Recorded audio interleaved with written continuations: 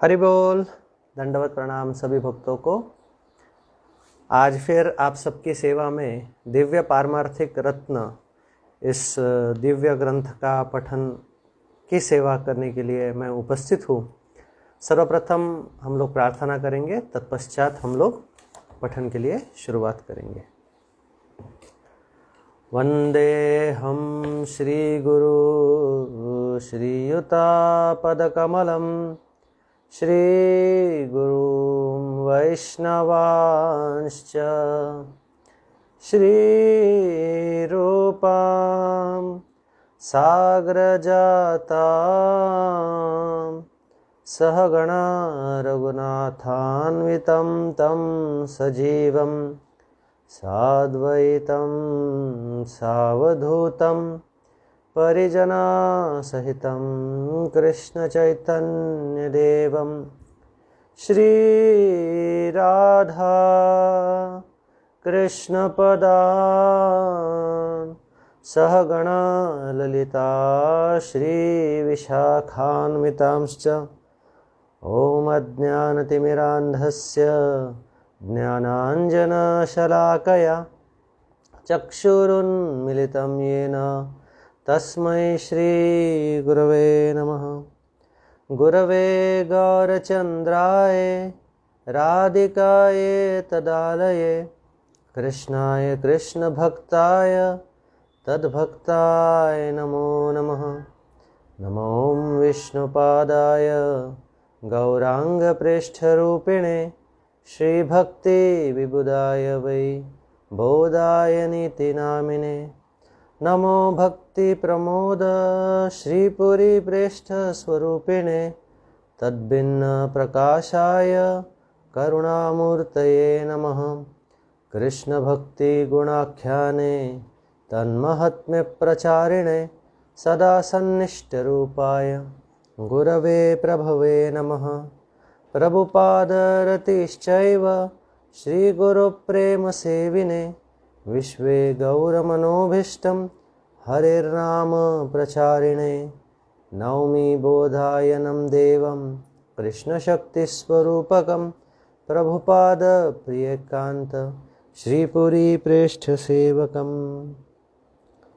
भक्तिप्रमोदाख्य पुरीमुषित्वा भक्तिप्रमोदाख्य पुरीमुपास्य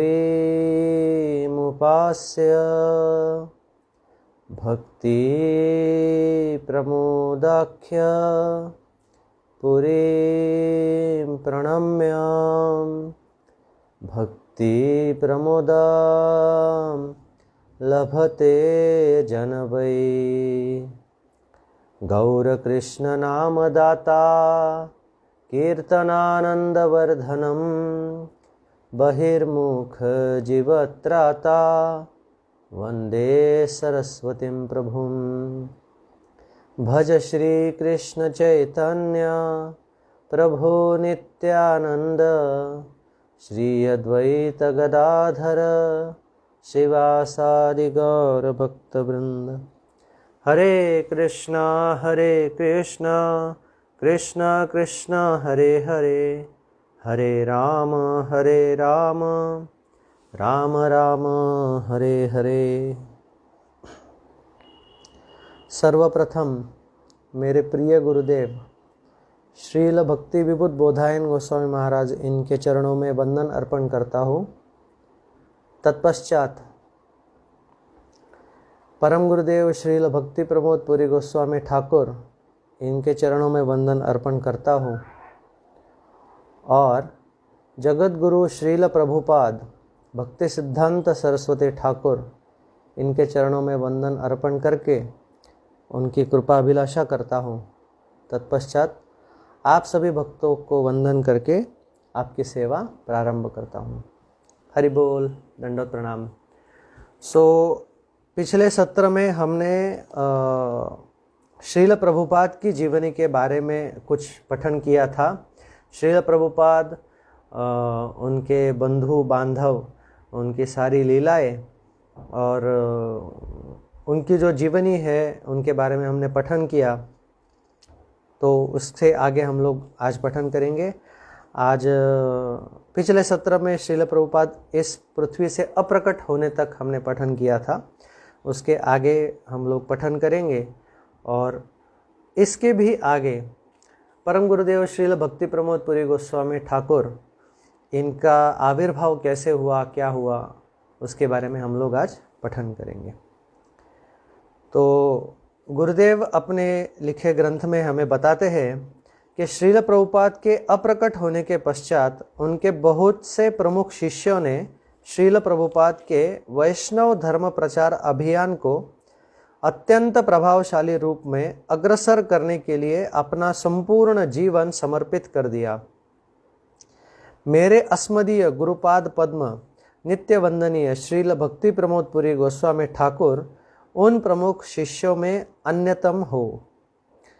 आगामी अध्याय से प्रारंभ कर मैं उनके अप्राकृत जीवन चरित्र का वर्णन करने का प्रयास कर रहा हूँ।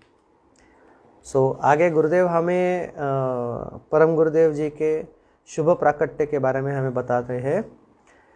जिस प्रकार कभी कभी एक पिता अपनी भटकी हुई संतान को ढूंढने के लिए अपने अन्य प्रिय पुत्रों को भेजते हैं, उसी प्रकार सभी जीवों के परम स्नेही भगवान भी इस जड़ जगत में पथ भ्रमित असंख्य जीवों को उचित मार्ग दिखलाने के लिए अपनी योग्य संतानों को भक्तों के रूप में इस संसार में प्रेरित करते हैं।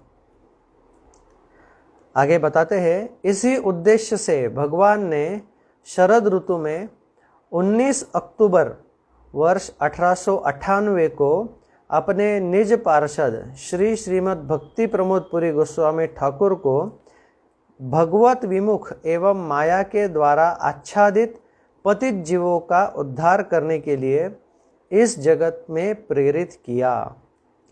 भगवान ने अपने प्रिय पार्षद को इस संसार में पथभ्रमित जीवात्माओं को पुनः अपने नित्य धाम गोलोक वृंदावन में लौटा लाने के लिए भेजा। शरद ऋतु के इस पावन अवसर पर बंगाल में दुर्गा पूजा रूपी उत्सव मनाया जाता है। इस अवसर पर बंगाल में सभी लोग ब्रह्मांड की माता एवं भौतिक प्रकृति की अधिष्ठात्री देवी योग माया दुर्गा देवी के आगमन की प्रसन्नता में अतिशय आनंदित रहते थे। वर्ष 1898 में एक महान व्यक्तित्व श्री श्रीमद् भक्ति प्रमोद पुरी गोस्वामी ठाकुर के शुभ प्रकट्य से इस अवसर पर स्वयं योग माया भी उत्सव मना रही थी।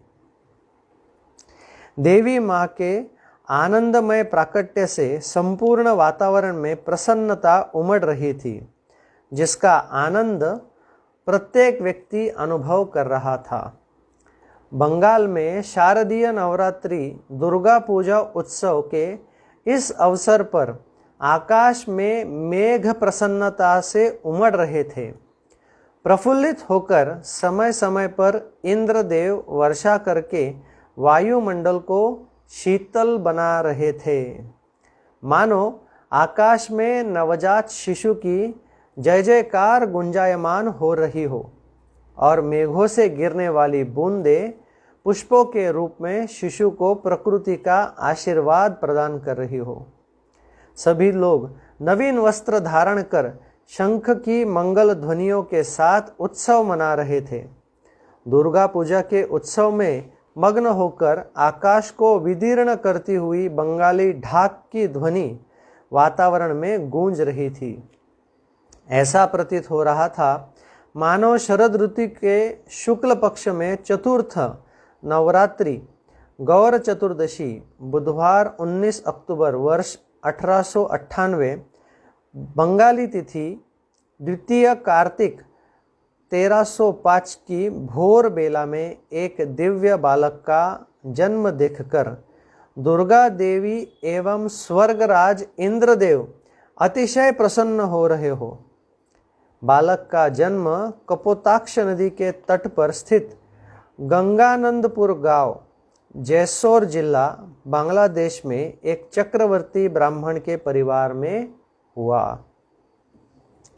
पिता श्री तारिणी चरण चक्रवर्ती एवं माता श्रीमती रामरंगिनी देवी ने अपने पुत्र का नाम प्रमोद भूषण चक्रवर्ती रखा। परम पूजनीय श्री गुरुदेव की आत्मकथा से हमें उनके परिवार के विषय में निम्नलिखित विवरण प्राप्त होता है। तो यहाँ आगे गुरुदेव उन चीज़ों को बता रहे हैं जो चीज़ें परम गुरुदेव ने अपनी आत्मकथा में लिखित रखी थी, वो यहीं पे उन्होंने बताई है। परम गुरुदेव कहते हैं, मेरा जन्म जैसोर जिले में कपोताक्ष नदी के पूर्व तट पर स्थित गंगानंदपुर गांव में हुआ था। अब यह स्थान बांग्लादेश के अंतर्गत है। यह स्थान कोलकाता से प्राय 80 किलोमीटर दूर है। उस समय वहाँ बहुत से शिक्षित एवं सुसंस्कृत लोग निवास करते थे। हम लोग गांव के दक्षिण भाग में रहते थे, जहाँ अधिकांश रूप में ब्राह्मण परिवारों का ही वास था। किंतु मेरा जन्म एक निर्धन गृह में हुआ था। मेरे पिता का नाम श्री तारिणी चरण चक्रवर्ती एवं माता का नाम श्रीमती रामरंगिनी देवी था। मेरे चाचा का नाम श्री प्रियनाथ चक्रवर्ती था। मेरे एक विद्वान मामा थे जिन्होंने बंगाली, संस्कृत एवं गणित में एमए की तीन उपाधियां प्राप्त की थी। उन्होंने संस्कृत व्याकरण एवं काव्य, सांख्य दर्शन, वेदांत आदि में भी बहुत पारंपरिक उपाधियां प्राप्त की थी। वे परम विद्वान थे। वे श्रीधाम मायापुर के उच्च विद्यालय में पढ़ाते थे और कुछ समय उन्होंने ठाकुर भक्ति विनोद संस्थान में भी पढ़ाया था। मेरे जन्म से पूर्व मेरे माता पिता की 4 वर्ष की एक पुत्री एवं 1 वर्ष के एक पुत्र की मृत्यु हो गई थी। हमारे पड़ोस में एक वैदिक ब्राह्मण परिवार निवास करता था, जिन्होंने एक बूढ़ो शिव का मंदिर बना रखा था। मेरी माँ निष्ठापूर्वक बूढ़ो शिव की पूजा किया करती थी। एक दिन उनको स्वप्न में मेरे और मेरे छोटे भाई के जन्म के विषय में बतलाया गया। वह कहा करती थी कि हमारा जन्म शिवजी के आशीर्वाद से हुआ है, इसलिए हम उनके ही वरपुत्र है। उस समय की परंपरा के अनुसार दाई माँ ने मुझे मेरी माँ से 3 कौड़ी में खरीद लिया था, इसलिए उस समय मेरा नाम 3 कौड़ी हो गया। लोग मुझे तीनों नाम से संबोधित करते थे। मुझे इतने अल्प मूल्य में बेचा गया था। जो भी हो, किंतु अब मेरे पास इतनी बड़ी उपाधि है, संस्थापक आचार्य। यह लोगों को बहुत हास्यास्पद प्रतीत होता है। शिशुकाल से ही जब भी मैं कोई गायन अथवा संगीत सुनता था तो अत्यधिक प्रसन्न होता था। इस कारण से मेरे पिताजी ने मेरा नाम प्रमोद भूषण रखा। मैंने अपने पिताजी से श्रवण किया था कि बहुत समय पहले बंगाल के राजा आदिसूर कान्यकुब्ज से 5 वैदिक ब्राह्मणों को अपने साथ लाए थे। उनके नाम दक्ष, भद्रनारायण, श्रीहर्ष, छांदोड़ तथा वेदगर्भ थे। हमारा परिवार श्रीहर्ष का वंशज है। मेरे गुरु भ्राता पूज्यपाद श्री भक्ति हृदय बन गोस्वामी महाराज इन्हीं के वंशज थे। किंतु श्रीपाद बन महाराज एक कुलीन ब्राह्मण थे। वह मुखोपाध्याय परिवार से थे। सेन वंश के राजा बल्लाल सेन के द्वारा ब्राह्मणों को उच्च अथवा निम्न श्रेणी में विभक्त करने की प्रथा प्रारंभ हुई थी। एक ब्राह्मण की 9 विशेषताओं को देखकर उसको कुलीन या उच्च ब्राह्मण की श्रेणी प्रदान की जाती थी। आचारो नियमो विद्या प्रतिष्ठा तीर्थ दर्शनम निष्ठा वृत्ति तपोदानम नवधा कुल लक्षणम। इस श्लोक के अनुसार बताया गया है कि एक ब्राह्मण का आचरण, नियम पालन, विद्या, सामाजिक प्रतिष्ठा, तीर्थ दर्शन, निष्ठावृत्ति, तप, धनोपार्जन का माध्यम तथा दान देने की प्रवृत्ति, इन 9 गुणों को देखकर ही उसके परिवार की श्रेणी का निर्णय किया जाता था। हम श्रोत्रिय ब्राह्मण थे, जिसका अर्थ है वेदाध्यायी अर्थात वेदों में पारंगत ब्राह्मण। कुलीन ब्राह्मणों की तुलना में जातीय व्यवस्था में यह निम्न श्रेणी है।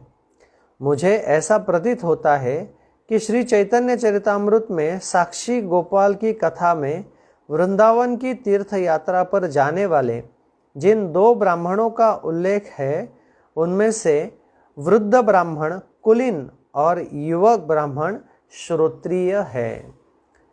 स्मृति शास्त्र में कहा गया है, यदि श्रोत्रिय ब्राह्मण की कन्या का विवाह कुलीन ब्राह्मण के परिवार में होता है तो श्रोत्रिय ब्राह्मण परिवार यशस्वी होता है, किंतु यदि कुलीन ब्राह्मण की कन्या का विवाह श्रोत्रिय ब्राह्मण परिवार में होता है तो कुलीन ब्राह्मण परिवार नष्ट हो जाता है। उस समय लोग जाति, वर्ण और परिवारवाद के मिथ्या अभिमान से ग्रासित थे। उस समय निश्चित रूप से श्रीमती मंजुलाली मंजरी के अवतार तथा श्रील नरोत्तम दास ठाकुर के गुरुदेव श्रील लोकनाथ गोस्वामी प्रभु ने हृदय से श्रीमन महाप्रभु से इस दिव्य बालक के अपने ही जन्म स्थान में प्रकट होने की कामना की होगी, जिससे वहाँ बिना किसी बाधा के निरंतर वैष्णव धर्म प्रभावित होता रहे। लोकनाथ तीर्थीभूत जशोधर स्थाने, कपोताक्ष तीरे गंगा नंदपुर ग्रामे, श्री गौरांग इच्छा मते आसीले ए पृथ्वी ते, भक्त्या लोक उजालिते ए धरा धामे। श्री ललिता प्रसाद ठाकुर के शिष्य निरंजन विनोद राय के द्वारा रचित विरह गीति से ये उद्घृत किया गया है। श्रील पुरी गोस्वामी ठाकुर श्रीमान गौरांग महाप्रभु की इच्छा के अनुरूप संपूर्ण विश्व को प्रेमा भक्ति के प्रकाश से उज्ज्वलित करने के उद्देश्य से श्रील लोकनाथ गोस्वामी प्रभु की आविर्भाव स्थली होने के कारण पूर्व काल से ही पवित्र जैसोर जिले में कपोताक्ष नदी के तट पर स्थित गंगानंदपुर गांव में प्रकट हुए। श्री लोकनाथ गोस्वामी का जन्म भी जैसोर जिले में हुआ था। अब यह जिला बांग्लादेश में है। उस समय हमारे देश भारतवर्ष का विभाजन नहीं हुआ था। अब तत्कालीन भारतवर्ष भारत, बांग्लादेश और पाकिस्तान में विभाजित हो चुका है। ऐसा कहा जाता है कि यहाँ किसी महान भक्त का जन्म होता है, वह स्थान तीर्थ बन जाता है।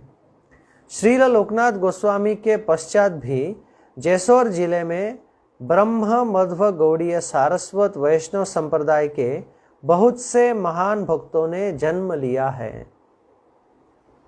उनमें से कुछ भक्त गौड़ीय मठ के संस्थापक आचार्य श्रील भक्ति सिद्धांत सरस्वती गोस्वामी ठाकुर के अनुयायी हुए। श्रील लोकनाथ गोस्वामी के द्वारा भक्ति पोषित जैसोर जिले में निम्नलिखित महान वैष्णवों का जन्म हुआ था। श्रील भक्ति प्रपन्न दामोदर गोस्वामी महाराज, श्रील कुंज बिहारी विद्याभूषण प्रभु, जो कि श्रील प्रभुपाद के प्रिय पार्षद, जो कि परिवर्तित काल में श्रील भक्ति विलास तीर्थ गोस्वामी महाराज के नाम से प्रसिद्ध हुए तथा गौड़िया मठ के जनरल सेक्रेटरी के रूप में सेवारत रहे। श्रीमती विद्युलता देवी घोष, जो श्रील भक्ति विनोद ठाकुर की शिष्या बनी। श्रील भक्ति विवेक भारती गोस्वामी महाराज, जो कि श्रील प्रभुपाद की इच्छा पूर्ण करने वालों में अन्यतम, जैसोर जिले के नारायणपुर गांव में प्रकटित हुए। श्री वैष्णव जगत के अतिरिक्त अन्य प्रसिद्ध विभूतियों ने भी इस जिले में जन्म लिया था। जैसे प्रसिद्ध कवि माइकल मधुसूदन दत्त, नृत्यकार उदय शंकर एवं संगीतकार रविशंकर का जन्म भी जैसोर जिले में ही हुआ था। जैसोर जिले में झीकर गाछा नामक उपजिले में कपोताक्ष नदी के पूर्व में गंगानंदपुर का एक गांव है। अंग्रेजी माध्यमिक विद्यालय, बाजार, डाकघर, पुस्तकालय, क्रीड़ास्थल एवं प्राथमिक उपचार केंद्र आदि सुविधाएं होने के कारण यह एक आदर्श गांव माना जाता है। गांव में ब्राह्मण, कायस्थ, मछुआरे, कुम्हार, लोहार आदि जातियों अथवा परिवारों के कुटुंब है। किंतु भगवान के लिए जाति, कुल आदि महत्व नहीं रखते। त्रेता युग में भगवान ने क्षत्रिय कुल में श्री रामचंद्र के रूप में प्रकटित होकर उस कुल को धन्य किया था। श्री राम ने अपने वचन को पूर्ण करने तथा धर्म, नियम आदि का दृढ़ता से पालन करने के लिए प्रसिद्ध है। द्वापर युग में भगवान ने अपने वास्तविक स्वरूप श्री कृष्ण के रूप में गौपालक परिवार में प्रकट होकर वैश्य जाति को धन्य किया था। श्री कृष्ण अनेकानेक दिव्य लीलाएं करने के लिए प्रसिद्ध है। कलयुग में भगवान श्री कृष्ण श्री चैतन्य महाप्रभु के रूप में पतितों का उद्धार करने एवं भगवत प्रेम वितरित करने के लिए ब्राह्मण परिवार में प्रकटित हुए। इस प्रकार बिना किसी भेदभाव के तीन पृथक पृथक युगों में पृथक पृथक वर्णों में प्रकटित होकर भगवान ने जातिवाद की निरर्थकता की ओर संकेत किया है। भगवत गीता में भी भगवान श्री कृष्ण ने अर्जुन के माध्यम से हमें बतलाया है, चातुर्वर्ण्यं मया सृष्टं गुणकर्म विभागशः तस्य कर्तारमपि मां विद्य कर्तारमव्ययम्। भगवत गीता का 4 अध्याय 13वां श्लोक। गुण एवं कर्मों के अनुसार मैंने मानव समाज के 4 विभाग बनाए हैं, ब्राह्मण, क्षत्रिय, वैश्य तथा शूद्र। यद्यपि मैं इस व्यवस्था का सृष्टा हूँ, किंतु तुम यह जान लो कि मैं इतने पर भी अव्यय अकर्ता हूँ। स्वयं भगवान ने मनुष्य के गुणों एवं कर्मों के आधार पर 4 वर्णों ब्राह्मण, क्षत्रिय, वैश्य एवं शूद्र की रचना की है। जिस व्यवस्था की रचना स्वयं भगवान ने की है उसे मानव समाज में आदर्श के रूप में स्वीकार करना चाहिए। किसी को भी भगवान के द्वारा सृष्ट किसी भी वर्ण को निम्नतर आंकने का अधिकार नहीं है। यह आवश्यक नहीं है कि जो जिस वर्ण में उत्पन्न हुआ वह उसी वर्ण में बंधा रहे।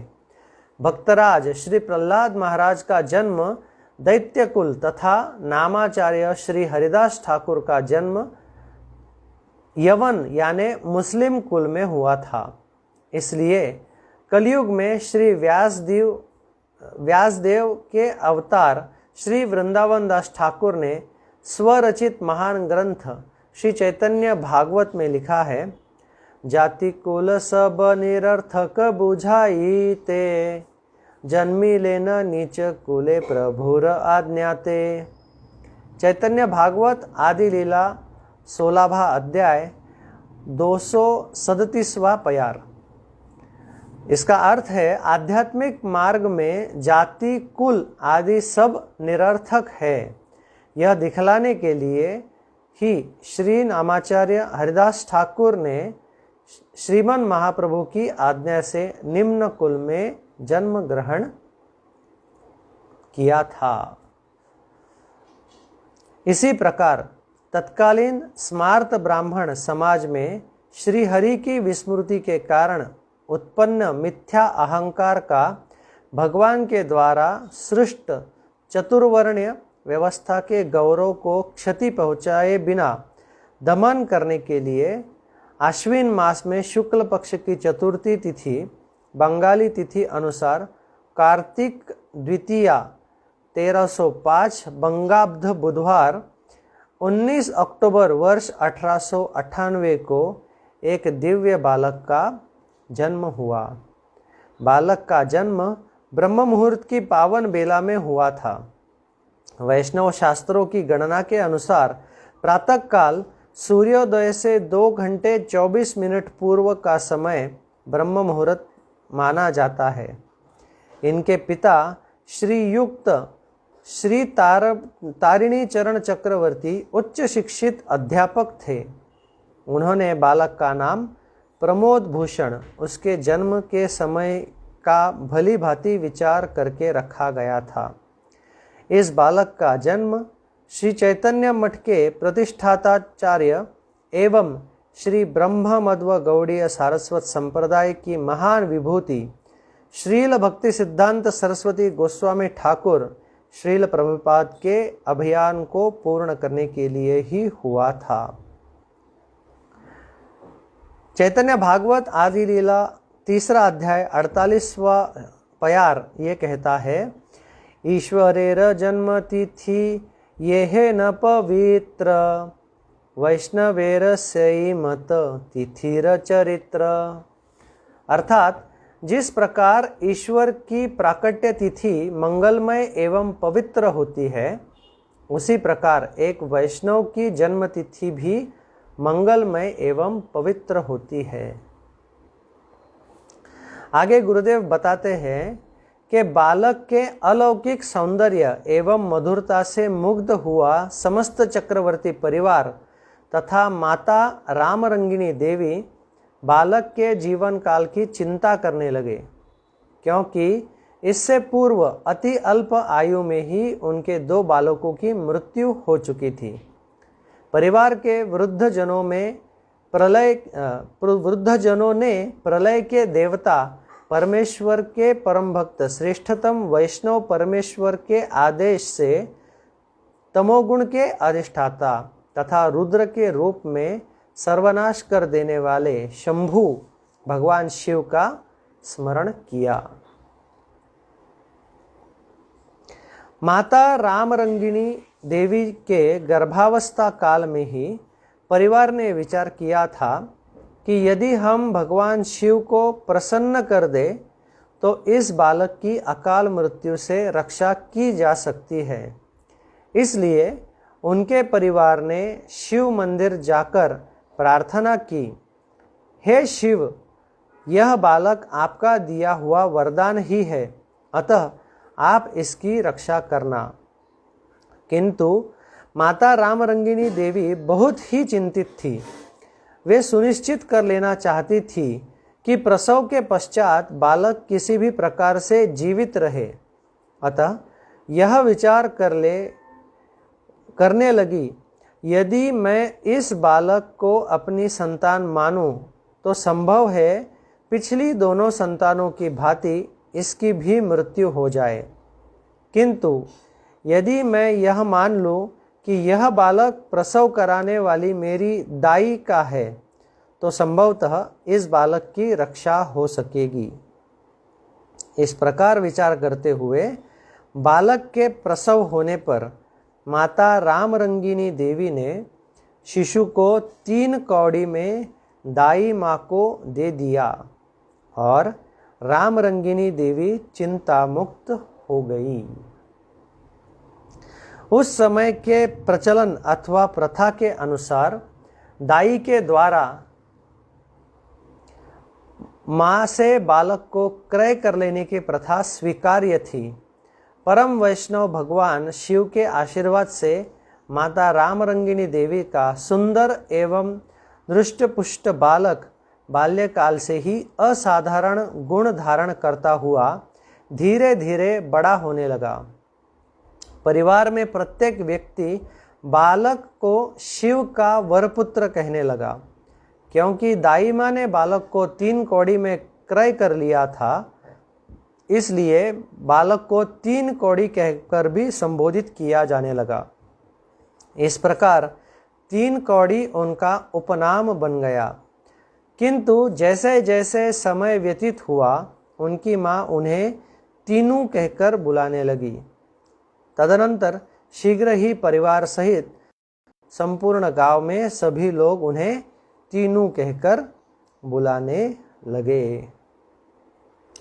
मेरे सत्र का समय समाप्त हो गया है।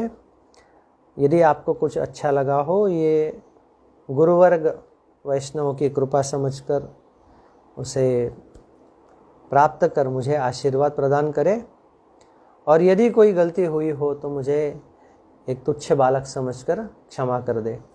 अगले सत्र में हम लोग इसी समय मिलेंगे 8 से 8:30।